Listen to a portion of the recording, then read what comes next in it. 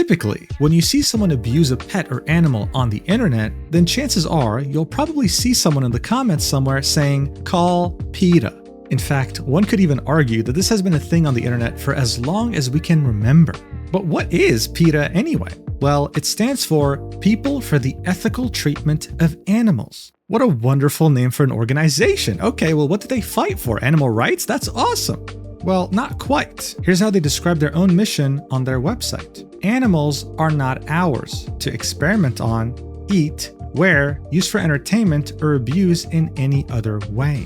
Okay, kind of extremist, right? The idea that no one's allowed to eat animals, that's definitely interesting, but most people can definitely agree with the other parts. But how is it that an organization like this managed to make so many generations of people be aware of its existence? How does it have such a monopoly over the topic of animal rights? Well, it's actually all thanks to their marketing strategy. You see, ever since PETA was created in the 1980s, they knew that people had bigger worries than wondering where animals came from and how they were processed in factories. So to truly get their message across, their strategy has always been to grab headlines by any means necessary. For decades, PETA would be synonymous with ridiculous marketing campaigns. This right here is one of the most famous examples. A group of naked women laying in coffins in public saying they'd rather be caught dead than wear animal fur. Things like this became an important part of PETA's DNA, and it would help them spread awareness about their cause and their organization to multiple generations. But that's, of course, until Gen Z came along. A generation that kind of grew up understanding what they were, but by the time they became adults, became so desensitized by the internet that nothing really shocked them anymore. PETA had used the same strategy for decades now, shock and boldness. The problem with this strategy, though, is that over time, for it to remain effective, every campaign you make has to be more shocking than the previous one. And more importantly, the line between bull shock and ragebait is extremely thin. And for years now, PETA has been absolutely clueless about the fact that they had crossed it a while ago. They had essentially gone from very bold marketing campaigns that no one had ever done before to now posting an AI-generated image of a fish being cut into sushi, calling it artistic rendering, and being community noted. That's just plain embarrassing. For years now, this has been PETA's reality. They're nothing more than just rage baiters, and they failed to see that. They've completely lost the plot. And speaking of losing the plot, it turns out that PETA actually enjoys killing animals more than rescuing them. After numerous investigations spanning across multiple years, many have been able to conclude that PETA enjoys killing animals way more than just putting them up for adoption and finding them a new loving home. Why? Because they believe owning a pet dog is slavery. I wish I was kidding. Don't believe me? Well, the founder of PETA herself said that pet ownership is an abysmal situation and argued in a 2014 interview that outdoor cats should just be killed. It's better for them. By now, and we're still in the intro of this video, you're probably wondering, okay, how the hell does this organization even still exist? And how can it possibly get any worse? Well, recently, PETA decided that killing animals is not enough. They decided to openly tarnish the legacy of a dead animal. And the backlash that they experienced was biblical. You see, Silent Suzuka was a Japanese racehorse with an unrivaled legacy. I mean, he was extremely fast and well known globally to anyone who followed horse racing. However, in 1998, his life ended after a tragic injury on the track. What really made Silent Suzuka stand out during that incident, though, is that even though he was in horrendous pain, he didn't flip out, he didn't try to injure his jockey, no. He silently went to the side of the track, dropped off his jockey, and when he was sure that his human rider was safe, proceeded to collapse. Yeah, he was one hell of a horse. Now in 2021, the mobile game Umamusume Pretty Derby would come out in Japan. It would be an anime horse girl racing game, with every one of these anime girls representing a famous Japanese racehorse. This game would prove to be extremely successful in Japan, would release globally in 2025, and would make billions of dollars. And one of the horses that was immortalized as an anime horse girl was none other than Silent Suzuka. In fact, Umamusume would even have an anime, and Silent Suzuka would make an appearance there too. So as you can see, this was a very well beloved and very well respected horse to this day.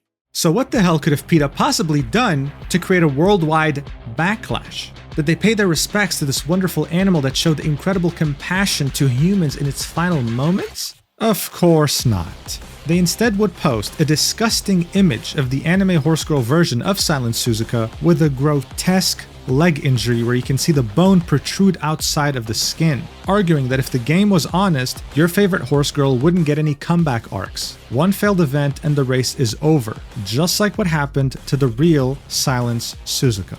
Now look, PETA had been fucking around for years and had faced barely any consequences. This time though, they fucked around and they found out. Because not only did this post get viewed 16.4 million times, not only are there 11,000 replies completely shitting on their entire existence, not only did this post get community noted, but it even prompted a Japanese politician to speak out on this disgusting behavior, as well as the owner of Silence Suzuka.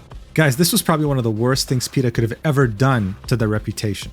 More and more people are looking into the fact that they're killing more animals than they're saving, with Japanese people in particular finding out the true nature of this company rather than thinking that they actually fight for animal rights. And unlike their usual Ragebait, this time there were many people that destroyed the hell out of PETA with facts and logic. Actual real arguments that show that Umamusume Pretty Derby did a million times more than PETA could ever hope to achieve. It was hilarious seeing this disgusting organization get pummeled to oblivion, and so that's why I thought I had to make a video about this. So you already know the drill, let's do this. Alright, so look, as I mentioned in the intro, PETA gained prominence, or I should say relevancy, due to its shocking and bold marketing campaigns like this one right here. If dogs tasted like pork, would you eat them? What's the difference? Go vegan, showing the image of a dog with a pig's head. By PETA's own standards though, this was definitely soft. You see, one of the first instances of extremely shocking yet somewhat bold marketing campaigns was as far back as 1991. Back then, one of America's most infamous serial killers, Jeffrey Dahmer, was captured. Jeffrey was someone who had captured 17 males and, well, got rid of their limbs. He would then place them in the fridge and eat them later, because guess what? The guy was a cannibal. What would PETA do? Well, they'd publish a newspaper advertisement pretty much likening meat packers to being exactly like Jeffrey Dahmer, someone who killed 17 human beings. Now today, if this happened, no one would really care, but back then, people cared a lot. This caused unprecedented commotion, and it was exactly what PETA wanted. From their point of view, their mission is to get animal rights messages out to as many people as possible, which is why they try to make their actions colorful and controversial. Colorful is a very interesting word. All in the hopes of grabbing as many headlines around the world and spreading the message of kindness to animals to thousands, sometimes millions of people. They would then gloat that this approach has proved to be amazingly successful, and you know what? To their credit, initially it was. For the first 2 decades after PETA was established, they would spread awareness over some extremely inhumane conditions that many animals faced in different areas, whether it be factories, farms, or hell, even government agencies. The outrage following these investigations would help new laws be put in place. Laws that would either help animals get treated better or straight up shut down certain labs or agencies that would mistreat them. However, not all good things last forever, and at some point, PETA would lose the plot entirely. In fact, after my research, I can personally conclude that they had officially lost the plot by 2003, when they would release their newest marketing campaign, an exhibition titled Holocaust on a Plate. And yes, it is as horrible as it sounds. In fact, here's a sign that you would find at this exhibition. On the left, you would see a Holocaust victim that went through famine, and on the right, you would see a cow that went through famine. I don't think it would take a genius to understand that Jews back then were extremely angered by such a marketing campaign, likening the suffering of so many people in World War II to the idea of eating meat. I mean, come on. And at a certain point, this would just get old. People wouldn't take them as seriously anymore. Around almost a decade later in 2014, PETA would release a marketing campaign in which they say that dog breeders are literally the Austrian painter, releasing a poster of a dog with the infamous, well, mustache. And if you thought that wasn't bad enough, on the same year, if you went to PETA's website, you'd be greeted with, "Got autism? Studies have shown a link between cow's milk and autism." Now, this confused the hell out of people, and it could mean one of 2 things. The first possibility is them saying that cow's milk causes autism, which is extremely incorrect. There's nothing in any way, shape, or form proving that. And the second possibility is them saying that only autistic people drink cow's milk, which I don't need to sit here and tell you sounds really bad. Pretty much saying that there's something very wrong with autistic people, which isn't the case. They're just people. You see what I meant in the intro? Once you make shocking statements, the only way to keep people's attention is to somehow make a shocking statement more shocking every single time. But with the line between shocking and ragebait being so thin, yeah, it's no surprise by this point people thought PETA was a joke. Their stupid antics were starting to alienate vegans from wanting to support them. That was their target audience. I mean, mid-pandemic in 2020, when people were wrestling with the fact that they had to be isolated for God knows how long, PETA comes out and says, oh hey, yeah, this happened because of you meat eaters. Tofu never caused a pandemic. Dude, shut the fuck up. Now yes, this stupid attempt at ragebait is definitely funny, and while I'd love to just sit here and laugh, unfortunately when it comes to PETA, their existence is actually a problem, especially if you like animals. You see, this organization is nothing more than just a group of extremists. In 2017, 2 PETA employees would kidnap a 9-year-old's chihuahua. They assumed that it was a stray that needed to be euthanized because, of course, they hate the idea of putting up a dog for adoption. However, state laws say that they have to hold the pet for 5 days to make sure there's no owner that, well, will come and claim it. They chose to ignore that rule and euthanize this poor chihuahua within the same day. The family ended up suing the organization and PETA paid them $49,000 to settle. But that poor girl is probably traumatized for life. But I wish that was the worst thing they'd done. In 2005, 2 years after their completely tone-deaf Holocaust marketing campaign, some people would start noticing that the dumpsters behind a supermarket in North Carolina was filled with dead animals, specifically cats and dogs. Well, it turned out it was none other than PETA. The 2 employees in question would be acquiring these pets by lying to veterinarians, telling them they're going to put them up for adoption, and then just euthanizing them in the same day in the back of their van. The veterinarian who had given these pets to PETA thinking they would get adopted would later say they were in good health and were very adoptable, especially the kittens. It was tragic, and yet PETA was able to get away with this because of a stupid law in the US that says that PETA and other shelters are allowed to kill owner-relinquished animals for virtually any reason at any time without any effort to find them homes. But of course, politicians don't care about actual important matters like this. And finally, if you want something a bit more recent to truly show you how disgusting PETA is, then look no further. This was a study published in February 4th, 2025, examining the rate of death of animals in PETA shelters in the year of 2024. Now, PETA is established in the state of Virginia. The average rate of euthanasia for all agencies in Virginia is 10%. That means that 90% of their animals find a new home. They successfully get adopted, with 10% being euthanized, which is reasonable. Some cats or dogs they might find on the street might have a very bad disease, they could be on their last legs, and giving them euthanasia is the most humane thing to do, that way they don't squirm in pain for the rest of their lives. PETA, on the other hand, euthanizes 64% of their dogs, 69% of their cats, and 67% of all animals in general that are held in their shelters. Think about this for a second. Only 30% somehow find a new home. The majority find themselves dead. Does that seem like an organization that likes animals to you? I mean, look at this. In 2014, they euthanized 96% of their cats. Very interesting, right? Especially seeing that the founder of PETA has already expressed the fact that stray cats shouldn't exist. In other words, they should all be killed. I mean, I just find this so disgusting, but also so fascinating. PETA always likes to ignore the fact that humans and animals are fundamentally different, which is why we shouldn't eat them. Does that mean we should euthanize 69% of children that are currently in shelters waiting to be adopted by a family? I wonder what this failure of an organization would say. Oh wait, I actually know exactly what they would say. One look at their social media in 2025, and the only thing you'll find is ragebait. That's what they still thrive on. They want views, they want relevancy at any cost, no matter how stupid they might look in the public's eyes. And it's that same exact philosophy that made them fuck around and find out when it came to one of the most loyal communities on the internet. And it resulted in them wiping the floor with PETA's pathetic ass. This all brings us back to the game Umamusume Pretty Derby. Available both on PC and mobile, it pretty much took over the world this year. In fact, if you were able to catch the Game Awards recently, then you would have seen that it actually won Best Mobile Game.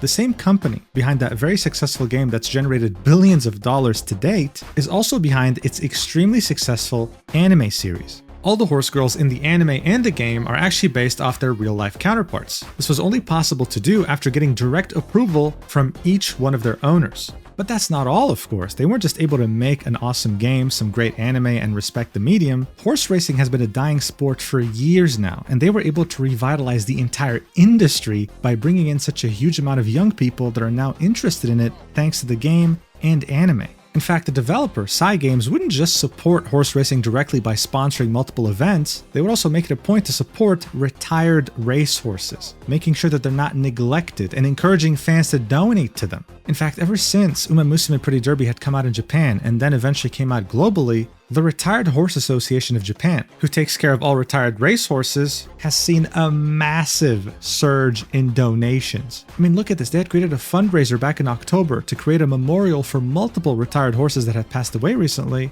and they were able to raise 6.3 million yen out of their 10 million yen goal. Before Umamusume, people didn't really care that much about retired horses. Now they do. Isn't that awesome? Now, with all this info in mind, and this is me barely scraping the surface, by the way, how much worse does this post from PETA actually sound now? Going after a developer and a game that has done more for horses than they could ever even conceive. I mean, what a desperate cry for attention. The replies would of course immediately point this out, like this one that ratioed the original post by like 5 times, saying Umamusume does more to the welfare of the horses it honors than misleading and self-serving posts like this do better or be quiet. I mean, not a single one of these 11,000 replies were positive. They were just shitting on PETA's entire existence. The audacity for an organization that euthanizes 70% of its animals to talk about euthanasia is wild. Just so you know, this was a severe leg injury that Silent Suzuka experienced on the racetrack. Once that happens to a horse, they are guaranteed to die a slow and painful death. Euthanasia here was actually, unlike PETA's shelters, humane. But they've lost the plot since 2003. Reasoning with them is pointless. But people decided to quote tweet them anyway because why not? They're clowns, they deserve it. This person would say the irony is that Umamusume itself is responsible for the increase of the Retired Horse Racing Association's donations and care for the animals. Just this year, between Versailles Farm, Northern Farm, and Nice Nature, which are 3 different horses,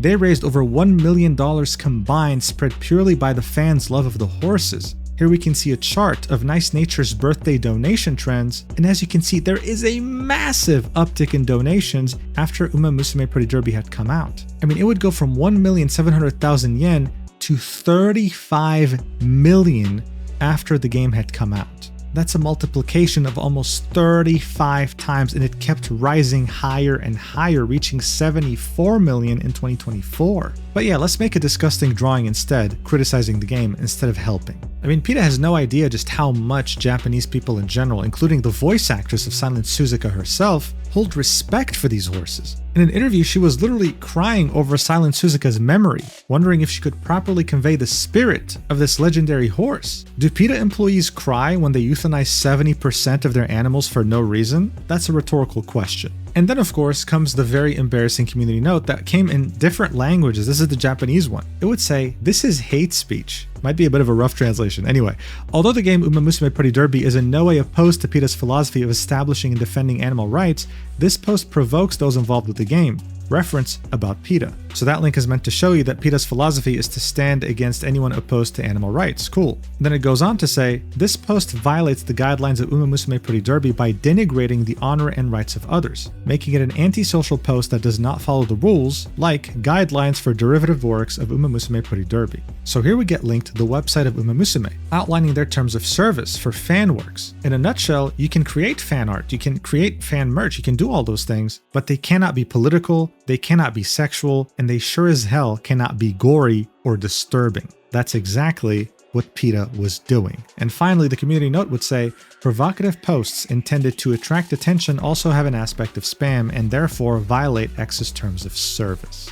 This also would be echoed by the community note in English, saying Cygames guidelines strictly prohibit violent or grotesque depictions of Umamusume characters to respect the real horses. Using the IP for political advocacy or commercial gain is a direct violation of their derivative work guidelines. So seeing this, Twitter was overjoyed, begging Cygames to sue the ever-living shit out of PETA, saying that there's approximately 5 different violations of Umamusume community guidelines and actual grounds for a hefty lawsuit. I think it was safe to say at this point that no one was siding with PETA. But we're not just talking about the English-speaking audience here. This travesty had reached Japan, and the damage to their image there became catastrophic. A Japanese politician by the name of Kurishita Zenko, who used to be a part of the Japanese Metropolitan Assembly, would catch wind of this, and he would have something to say. It would be in Japanese, so here's the translation. He'd say, PETA, The world's largest animal rights organization has suddenly made the following post using illustrations from Umamusume, sparking controversy. It already has a community note attached, stating it violates content guidelines, but we must recognize that just because it's a massive international organization doesn't necessarily mean it's fair, in reference to following the rules. He then replied to his own post, continuing, saying, PETA's incoherent accusations against Nintendo are still fresh in our memory. It almost feels like they're targeting Japanese content. Surely there are other things they should be doing to protect animals. He would continue further, referencing the article about the pet chihuahua we just saw earlier, saying, thank you for the information. I couldn't believe my eyes. Not many people in Japan know what kind of organization PETA is, so we should take this opportunity to spread the word. See how much damage this did? Look, this philosophy of bad publicity is always good publicity? No. Japan was under the impression that PETA actually stood for animal rights. Now they're finding out what kind of organization they truly are. In other words, they fucked around and they found out. But the finding out part wasn't over just yet. That's because out of nowhere, the owner of the late silent Suzuka would say in a quote tweet, straight up, go to hell, you shitty organization. This would get 3 million views, 75,000 likes. I mean, straight up full support for this guy. And he's totally right. Someone would reply to the owner's post saying, I remember Suzuka's fracture being a comminuted fracture where the broken bones didn't protrude out, not an open fracture like in that organization's picture where the bone is visible from the outside. But was I wrong? The owner would say, that's right. In other words, PETA was straight up lying. That's not how the fracture looked. Am I surprised? No. Someone else would reply with, is this the group that was saying about Mario Kart's cow putting a nose ring on it is a symbol of livestock? This was in reference to what the politician had said earlier, that they had tried to go after Nintendo for this Mario Kart character. Like, how ridiculous is this? Their marketing campaign said, let cow race free, remove her nose ring. Like, surely there must be more important things to do. A few days later, the owner of the late silent Suzuka would quote tweet the tweet we just saw where he called PETA a shitty organization and say, the resentful voices from all over the world against that shit organization group are intense. Seriously, what the hell did they do to get hated this much? Lol. Well, the Japanese people are slowly finding out, aren't they? In fact, my favorite tweet in all this, okay, was this guy going back to that dog AI-generated image of a fish being turned into sushi, quote tweeting it and saying, it's honestly hilarious how the obese fast food nation that's all about burgers is nitpicking Japanese sushi. PETA wasn't just ruining their reputation worldwide, they were also ruining the American reputation worldwide. Not that it was very good to begin with, but still, it's not like they need more negative shit. Overall, this whole thing was an absolute mess, and it only served to make it known that PETA is terrible. Now everyone is starting to get aware of this. This was one of the worst decisions the social media team of PETA could have taken, and now people are simply begging Cygames to sue the ever-living shit out of them. I usually try to stay neutral in my videos, but dude, even I'm hoping that happens, okay? I truly want to see that. That would be so cool.